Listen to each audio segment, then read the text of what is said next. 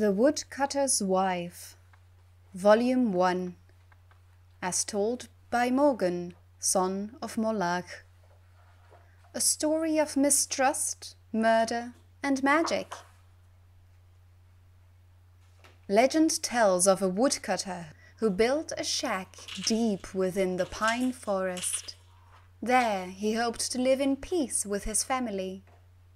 The woodcutter's family lived well for a time, but without warning, the weather turned bitterly cold and spoiled the harvest. Before long, with their meager supply of food all but gone, the family was starving. Late one snowy night, a traveler knocked on the cabin door, seeking shelter from the biting cold. Always generous of heart, the woodcutter welcomed the stranger into his home, apologizing that he had no food to offer. With a smile, the traveler cast off his cloak to reveal the garments of a mage. As the woodcutter and his family looked on, the mysterious visitor reached into his satchel and withdrew a scroll tied with a silver ribbon.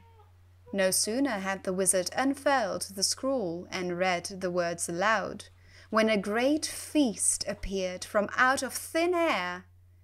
That night, nobody in the woodcutter's cabin went hungry. Day by day, the snow piled up. Every night, the mage produced another scroll from his bag and read the words, each time summoning a new feast. On the fifth night, the woodcutter's wife awoke her husband to confess her mistrust of their magical guest.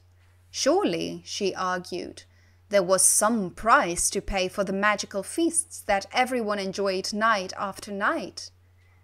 The woodcutter would have none of it. After nearly dying from the lack of food, his family was eating well.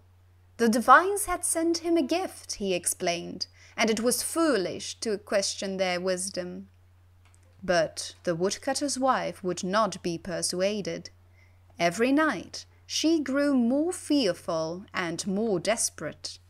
She was certain that the family had entered into a devil's bargain, and the time would soon come when the mage would ask for something unspeakable in return for his gifts.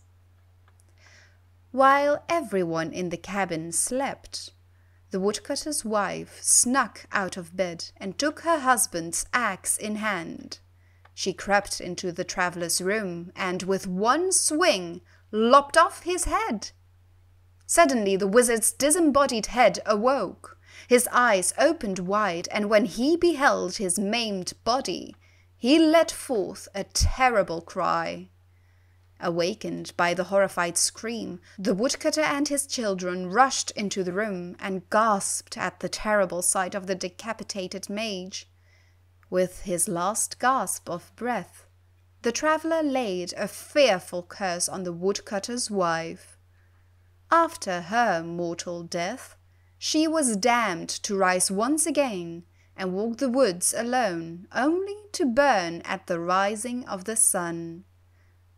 To this day, those who walk the pine forest late at night tell tales of a weeping woman.